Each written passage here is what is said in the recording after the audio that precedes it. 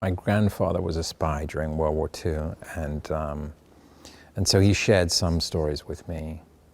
For instance, how to throw the enemy off the scent by checking into a hotel and having a whole other life, another character that checks into a hotel that doesn't exist, and making sure that whoever's following you or tailing you believes that that person is actually in that hotel. So room service and laundry, dry cleaning, that kind of thing.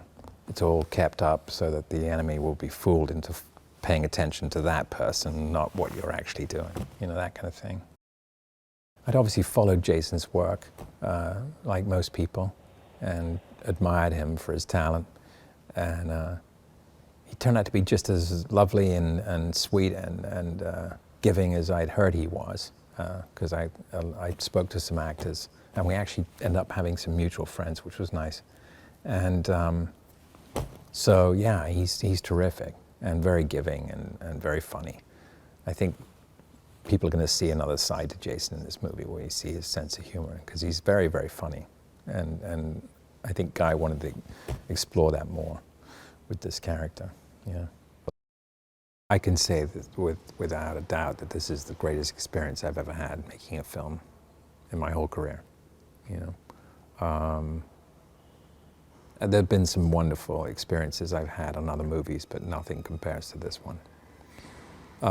And I think that goes back to what I was saying earlier about Guy and his energy and his passion and his attention to detail. I mean, his canvases are very large, but the detail on that canvas is extraordinary. I mean, his focus is on everything. That nothing misses his eye. I mean, for instance, he'll come up and check my tie before we go on camera. I haven't experienced that since working with, you know, people like Coppola, you know, who have that kind of attention to detail.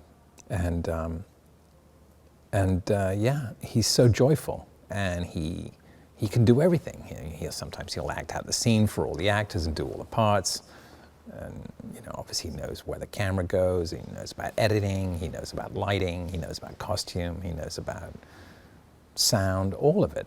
There's not one part of the film, that the finished product that you're going to see, that he hasn't paid attention to. Not one part of it. And it's fascinating to watch. I've never seen anyone with that kind of laser focus. And he's able to do it really quickly. I mean, because his mind works very fast.